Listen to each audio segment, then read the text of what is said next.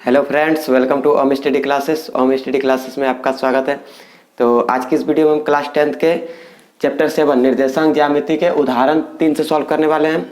इससे पहले वीडियो में हम उदाहरण 1 और 2 को हम सॉल्व कर दिए हैं। अगर आप पिछली वीडियो को नहीं देखे हैं तो लिंक आपको वीडियो के डिस्क्रिप्शन में मिल जाएगा, आप वहाँ से जाके देख सकते हैं।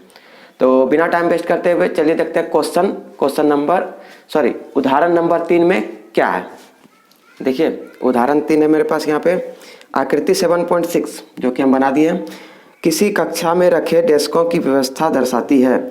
आसिमा, भारती और कैमिला क्रमशः ए का निर्देशांक 3, 1 दिया हुआ है। देखिए ए का निर्देशांक क्या है, देखिए 3 और 1, तो यहाँ हम लिख देते हैं 3 और 1। बी का दिया हुआ है 6, 4, देखिए 6 और 4, 6, 4। और सी का निर्देशांक है 8 और 6, 8 और 6। ये निर्देशांक दिया हुआ है। पर बैठी है, क्या आप सोचते हैं कि वे एक ही सीट में बैठी है? स्वकारण उत्तर दीजिए। अगर वो एक ही सीट में बैठी है तो हमको ये बताना है कि क्या एक ही सीट में बैठी है या नहीं बैठी है। तो अगर ये तीनों बिंदु संरेखी आ जाए, इसका मतलब एक ही सीट में बैठी है। तो संरेखी कब होगा? जब A B plus B C equal to A C के बराबर हो जाए। हम पिछले वीडियो में बताए थे कि अगर 3 बिंदु है मेरा, मान लीजिए ए और बी और ये पी है, तो A P plus P B किसके इक्वल होना चाहिए? ए बी के इक्वल। तब हम तीनों बिंदु को क्या बोल सकते हैं कि संरेखी है। उसी तरह यहाँ पर अगर तीनों A B plus B C A C के इक्वल आ जाए, इसका मतलब क्या है? ये संरेखी है। तो चलिए इसको सॉल्व करते हैं। ए का निर्देशांक दिया हुआ है क्या? 3 और 1। बी का दिया हुआ है क्या? 6 और 4। सी का दिया हुआ है क्या? 8 और 6। ये निर्देशांक दिया हुआ है। दूरी सूत्र लगा देंगे सबसे पहले। दूरी सूत्र क्या होता है? Under root x2 minus x1 इसका square plus y2 minus y1 इसका स्क्वायर। सबसे पहले हम निकालेंगे क्या? ए बी निकालते हैं। ए बी, ए और बी, तो x2 और y2, x1 और y1 हो जाएगा। x2 देखिए 6 माइनस x1 3 इसका स्क्वायर प्लस y2 4 और y1 माइनस का 1 इसका स्क्वायर। 6 में से 3 माइनस हो जाएगा 3 का स्क्वायर, और 4 में से 1 माइनस होगा 3, तो 3 का स्क्वायर। यहाँ पर कितना हो जाएगा? 9 प्लस 9, ये हो जाएगा 18। ठीक है, अब 18 यहाँ पर हो गया। क्या हम 18 को ऐसा लिख सकते हैं? 3 हो जाएगा। इसका मतलब हम लिख सकते हैं कि नहीं इसको 3 इंटू 3 इंटू 2। अब देखिए यहाँ पे 2 वो 3 आ गया। इसका मतलब ये दोनों 3 से एक 3 हम बाहर कर सकते हैं। इसका क्या वर्गमूल निकाल सकते हैं हम। तो बच जाएगा क्या? 3√2। ये आ जाएगा इसका ए बी का मान। अब देखिए ए बी आ गया। अब क्या निकालना है हमको? बी सी, बी और सी। अब ये x2 y2 और ये x1 y1, तो अब रख देते हैं। 8 माइनस का 6, 8 माइनस का 6 इसका square plus y2 minus y1 6 minus 4, 6 minus 4 इसका स्क्वायर। ये हो जाएगा कितना? 8 में से 6 गया 2 इसका स्क्वायर, और 6 में से 4 माइनस हो गया 2 इसका स्क्वायर। ये हो जाएगा 4 प्लस 4, तो 4 प्लस 4 क्या हो जाएगा? 8। क्या 8 को हम क्या लिख सकते हैं? ध्यान दीजिएगा, 8 को लिख सकते हैं 4 इंटू 2। अंडर रूट 8 को क्या लिख सकते हैं? Under root 4 into 2। अब देखिए 4 का तुमको पता है क्या होगा? 2। 4 का स्क्वायर रूट निकल जाएगा कितना? 2। अंदर में क्या बच जाएगा? 2। तो 2√2 इसका आ जाएगा BC का वैल्यू। अब देखिए AC भी निकाल लेते हैं। AC के लिए क्या हो जाएगा? AC के लिए A और C, तो ये x1 y1 x2 y2, तो 8 माइनस का 3, 8 माइनस का 3 इसका स्क्वायर प्लस 6 माइनस 1, 6 माइनस 1 इसका स्क्वायर। 8 माइनस 3 5 का स्क्वायर प्लस 6 माइनस 1 5 का स्क्वायर। ये हो जाएगा 25 प्लस 25, ये हो जाएगा अंडर रूट 50। इसको भी हम क्या ऐसे लिख सकते हैं ना, 25 इंटू 2, क्योंकि 25 का हमको पता है स्क्वायर रूट क्या होता है? 5 होता है। 5 भी निकल जाएगा, 2 बच जाएगा अंदर में। तो यहाँ पे क्या हो जाएगा? 5√2, 5√2। ठीक है, अब देखिए अगर हम A B plus B C करें, A B plus B C, तो ए बी 3√2 3√2 और BC 2√2। ये किसके इक्वल आ जाएगा? 3√2 + 2√2 = 5√2। हम साइड में ले देते हैं, ये हो जाएगा 5√2 जो कि किसके इक्वल है? AB + BC आ गया किसके इक्वल? AB + BC आ गया किसके इक्वल? AC के इक्वल। तो जब ये आ गया 3 + 3√2 + 2√2 = 5√2 जो कि AC है, देखिए AC है, इसका मतलब ये तीनों क्या है? संरेखीय है। AB + BC AC के बराबर आ गया यहाँ पर। तो तीनों बिंदु क्या है? संरेखीय है। तो हम क्या लिखेंगे? अतः तीनों बिंदु संरेखी है, अर्थात वे तीनों एक ही सीध में बैठी है। ठीक है, जब ये बराबर आ गया अर्थात क्या है? तीनों बिंदु संरेखीय है। तो जब तीनों बिंदु संरेखीय आ गया इसका मतलब तीनों सीधी रेखा में बैठी है, एकदम सीधी रेखा में। ठीक है, तो इस तरह से आप इसको सॉल्व कर सकते हैं। उम्मीद करते हैं आपको ये समझ में आ गया होगा। आप चाहे तो इसका स्क्रीनशॉट भी ले सकते हैं। आगे देखते हैं उदाहरण 4। आगे देखिए उदाहरण 4 क्या है? x और y में एक संबंध ज्ञात कीजिए ताकि बिंदु x y बिंदुओं 7 1 और 3 5 से समदूरस्थ हो। 7 1 और 3 5, देखिए 7 1 और 3 5 से समदूरस्थ हो। मान लेते हैं जैसे समदूरस्थ, देखिए कैसे होता है। मान लीजिए दो बिंदु है, ये है A, ये है B। अब बोलेंगे P अगर मेरा समदूरस्थ है, ठीक है, समदूरस्थ मतलब बराबर भागों में विभाजित हो रहा है, तब क्या हो जाएगा कि AP बराबर क्या? BP, ये आपस में दोनों बराबर हो, तब क्या कहेंगे हम? P बिंदु A और B का क्या है? समदूरस्थ है। ठीक है, तो ये दोनों बिंदु का निर्देशांक दिया हुआ है, P का क्या है? XY। हम इसको XY ले लेते हैं और ये समदूरस्थ है। ठीक है, ये हमको दिया हुआ है। ठीक है, और इसका निर्देशांक दिया हुआ है कितना? 3 5 और इसका दिया हुआ है 7 1। ठीक है, ये निर्देशांक दिया हुआ है। तो मान लेते हैं पहले, माना P XY, P का निर्देशांक क्या? XY बिंदुओं A 7 1 तथा B 3 5 से समदूरस्थ है।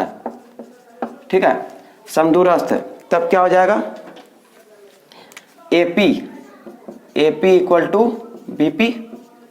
क्या AP = BP हो जाएगा ना? जब समदूरस्थ है, बराबर है, तो AP = BP। अब देखिए AP क्या हो गया? एक तरह से दूरी हो गया, तो इसका AP का हमको दूरी निकालना, A और P। तब ये क्या हो जाएगा? x2 - x1 यानी x - 7 इसका स्क्वायर प्लस y2 - y1 तो y - 1 इसका स्क्वायर। ये हो गया AP। और क्या निकालना है? BP देखिए क्या हो जाएगा? अब ये x2 y2 x1 y1 तो 3 - x इसका स्क्वायर प्लस 5 - y इसका स्क्वायर। अब इसको सॉल्व कर देंगे। देखिए दोनों साइड रूट है, तो रूट तो कैंसिल हो जाएगा, बच जाएगा क्या? a - b का होल स्क्वायर पे इसको ब्रेक करेंगे, a² माइनस 2ab। तो देखिएगा 2a की जगह कितना है? x और b की जगह कितना है? 7, तो 14x हो जाएगा। माइनस 2ab होता है तो माइनस हो जाएगा 14x प्लस 7 का स्क्वायर 49। तो यहाँ से यहाँ तक ब्रेक हो गया, a - b का होल स्क्वायर पे ये ब्रेक हो गया। अब देखिए यहाँ पे क्या हो जाएगा? a - b का होल स्क्वायर, तो यहाँ भी y², यहाँ क्या हो जाएगा? y² माइनस 2ab 2 × y × 1 तो 2y हो जाएगा सिर्फ, प्लस b², तो 1 का स्क्वायर 1 हो गया यहाँ तक। अब रूट तो नहीं लिखेंगे, क्यों? क्योंकि रूट दोनों साइड है। ठीक है, अब देखिए यहाँ पर 3 का स्क्वायर a - b का होल स्क्वायर, 3 का स्क्वायर 9 माइनस 2ab 2 × 3 × x तो 2 3 जा 6x प्लस x² हो गया। अब देखिए इधर प्लस 5 का स्क्वायर 25 माइनस 2ab, तो 2 इंटू ए, तो 2 इंटू ए कितना 2 इंटू 5 10 और b तो y 2ab हो गया प्लस b स्क्वायर तो y का स्क्वायर। अब देखिए कैंसिल क्या हो रहा है y square cancel, x square cancel. ठीक है, अब देखिए क्या हो जाएगा माइनस 14x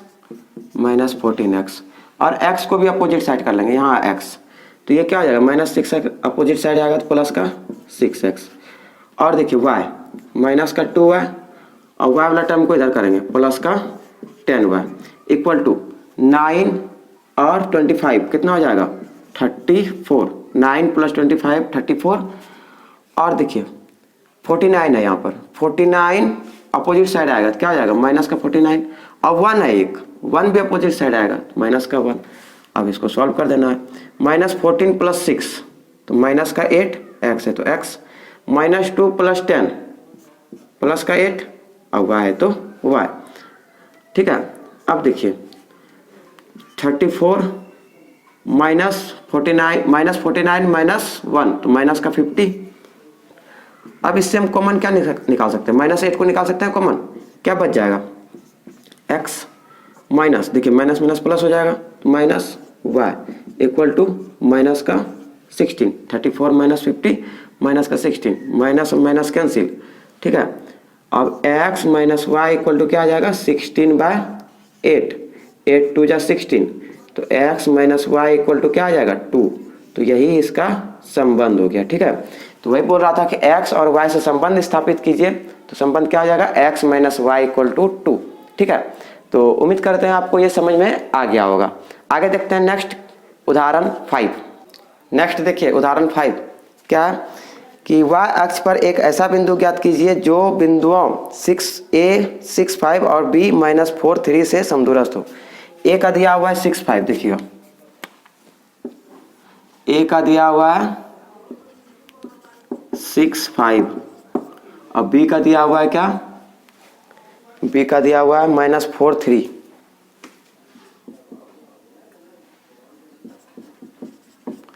तो y अक्ष पर एक ऐसा बिंदु हमको बताना है जो कि इससे दोनों से समदूरस्थ हो। ठीक है, मान लेते हैं वो बिंदु क्या है P। अब निर्देशांक इसका क्या होगा, जैसे हम बोलेंगे y अक्ष पर किसी भी बिंदु का निर्देशांक किसके रूप का रहता है, जैसे हम इस बिंदु का बात करें यह है y अक्ष यह है x अक्ष। ठीक है, तो y अक्ष पर किसी भी बिंदु का निर्देशांक हम पिछले वीडियो में बताएं कि किसके रूप का रहता है 0 और y के रूप का रहता है। अगर x अक्ष की बात करें तो x अक्ष पर किसी बिंदु का निर्देशांक किसके रूप का रहता है x और 0 के रूप का रहता है। ठीक है, तो इसको आपको ध्यान में रखना है। अब देखिए यहाँ पर बोल रहा है कि y अक्ष पर, किस पर y अक्ष पर, इसका मतलब किसके रूप का रहेगा 0 और y के रूप का रहेगा। तो P का निर्देशांक क्या हो जाएगा 0 और y, और ये आपस में क्या है समदूरस्थ है, इसका मतलब इक्वल है बराबर है।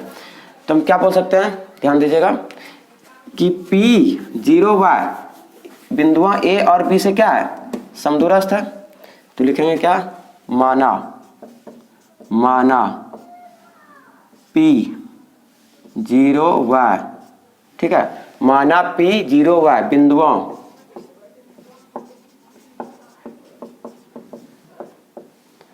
A 6 5 तथा B -4 3 से समदूरस्थ